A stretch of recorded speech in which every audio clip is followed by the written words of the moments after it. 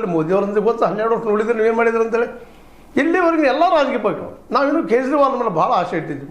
ಕೇಜ್ರಿವಾಲ್ ಏನೋ ಒಂದು ಒಳ್ಳೆ ಆಡಳಿತ ಕೊಡ್ಬೋದು ಅಂತೇಳಿ ಕೊಟ್ಟರಿಲ್ಲ ಅಂತಲ್ಲ, ಆದರೂ ಅವರು ಮಧ್ಯಮ ವರ್ಗ ಮತ್ತು ಈ ಕಾರ್ಪೊರೇಟ್ ವರ್ಗ ಹೆಲ್ಪ್ ಆಗುವಂಥ ವ್ಯವಸ್ಥೆಯನ್ನು ಮುಂದುವರ್ಸ್ಕೊಂಡು ಹೋದ್ರೂ ಈ ರೈತ ಪರವಾದಂಥ, ಯಾಕಂದರೆ ಈ ದೇಶದ ಉಸಿರ ರೈತ, ಈ ದೇಶದ ಬದುಕ ರೈತ, ಇದ್ರಲ್ಲಿ ಎರಡು ಮಾತ್ರ ಇಲ್ಲ. ಹಾಗಾದ್ರೆ ಏನು ಮಾಡ್ಬೇಕು, ಇದಕ್ಕೆ ಪರಿಹಾರ ಏನು ಅನ್ನೋದು ಸ್ವತಃ ರೈತ ವಿಚಾರ ಮಾಡ್ಬೇಕು. ಇವತ್ತು ಏನೋ ಹೋರಾಟ ಮಾಡ್ತೀರಿ 5500 ಸಲುವಾಗಿ. ಮೊನ್ನೆ ನಮ್ಮ ಚುನಪ್ಪ ಪೂಜಾರಿ ಅವರು, ಅವ್ರ ಜೊತೆಗೆ ನಮ್ಮ ಶಶಿಕಾಂತ್ ಗುರೂಜಿ ಅವರು, ಇನ್ನೂ ಅನೇಕ ಬಡಗಲಾಪುರ ಆಗಿರ್ಬೋದು, ಮತ್ತೊಂದು ಆಗಿರ್ಬೋದು, ಕುರುಬನೂರವರು ಆಗಿರ್ಬೋದು, ಇಡೀ ದೇಶದ ಅಥವಾ ಇಡೀ ರಾಜ್ಯದ ರೈತ ಮುಖಂಡರೆಲ್ಲರೂ ಮಾತಾಡ್ತಾ ಇದ್ದಾರೆ. ಈ ಮಾತಿನಿಂದ ಕೆಲಸ ಆಗೋದಿಲ್ಲ ರೀ. ನೀವು 5500 ಈ ಸತ ತೊಗೊಳ್ಳಿಕ್ಕೆ ಹೊರಟ್ರೆ, ಡಿಮಾಂಡ್ ಶುರು ಮಾಡಿದ್ರೆ, ಇವತ್ತು ಶುರು ಮಾಡಿದಾಗ ನೋಡಿದ್ರೆ ನೀವು ಲಾಸ್ಟ್ ಇಯರ್ ಹೆಂಗಾಗಿದೆ, ಲಾಸ್ಟ್ ಇಯರ್ ಬಿಫೋರ್ ದೆಹಲಿಯಲ್ಲಿ ಏನಾಗಿ ರೈತರು ಒಂದು ವರ್ಷ ಪೂರ್ತಿ ಕೂತ್ಕೊಂಡ್ರಿ 750 ಜನ ರೈತರು ಅಲ್ಲಿ ಸತ್ತು ಹೋದ್ರು. ಏನು ಮಾಡಿದರು? ಕೇವಲ ಕಾಲೇ ಕಾನೂನು ತೆಗೆದು ಬಾಜುಗೆ ಇಟ್ಟಿದ್ದಾರೆ ಅಷ್ಟೇ, ಅದು ರದ್ದಾಗಿಲ್ಲ. ಇವತ್ತು ಮೋದಿಯವ್ರ ಸರ್ಕಾರ 400-400 ಪಾರ್ ಆದ್ರೆ ನಿಶ್ಚಿತವಾಗಿಯೂ ಇದು ಆಗೋದು ನನಗೆ ಗ್ಯಾರಂಟಿ.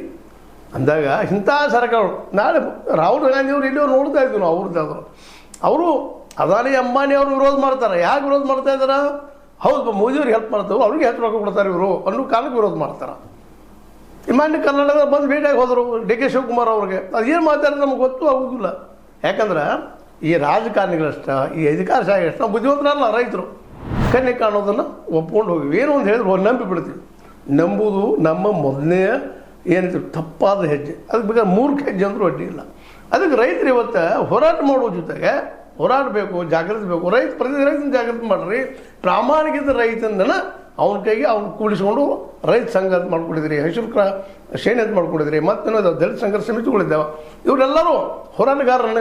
ಇವರೆಲ್ಲ ವಿಶ್ವಾಸ ತಗೊಳ್ರಿ. ಜಾತಿ ಧರ್ಮ ಎಲ್ಲ ಬಿಟ್ಟು ನೀವು ಸ್ವತಃ ನಿಮ್ಮ ನಾಯಕರು ನೀವೇ ಯಾಕೆ ಆಯ್ಕೆ ಮಾಡ್ಕೋಬಾರ್ದು? ಇದು ಕಾಲ್ರಿ, ಇದು ರೈತರು ತಮ್ಮ ಇದಕ್ಕೆ ತಾವು ತೆಗೆದುಕೊಳ್ಳುವಂಥದ್ದು. ನಾವು ಇದುವರೆಗೆ ಮಾಯಾವತಿ ಹೇಳಿದ್ರು ದಲಿತರು ಒಂದಾಗಬೇಕು, ದಲಿತರಷ್ಟೇ ಅಲ್ಲ ಎಲ್ಲರೂ ಒಂದಾಗಬೇಕಾಗಿದೆ. ರೈತರು ಜಾತಿ ಹಳ್ಳಿ ಕಾಡಲ್ಲಿ ಇವತ್ತು ಹೋದ, ಅದು ಹಿಂದೆ ನಾಳೆ ಹೋಗ್ತದೆ. ಆರ್ಥಿಕ ಭದ್ರತೆ ಬರ್ತದೆ, ತಾನು ಕಡಿಮೆ ಆಗ್ತಾ ಹೋಗ್ತದೆ. ಶಿಕ್ಷಣ ಹೆಚ್ಚದಂಗೆ ಜಾತಿ ಕಡಿಮೆ ಆಗ್ತದೆ. ನಿಜವಾದ ಶಿಕ್ಷಣ ಬಂದರೆ ಇವತ್ತು ಶಿಕ್ಷಣ ಅಲ್ಲ, ಧರ್ಮ ಜಾತಿಗಳ ಬಗ್ಗೆ ಒಂದು ಏನೇನೋ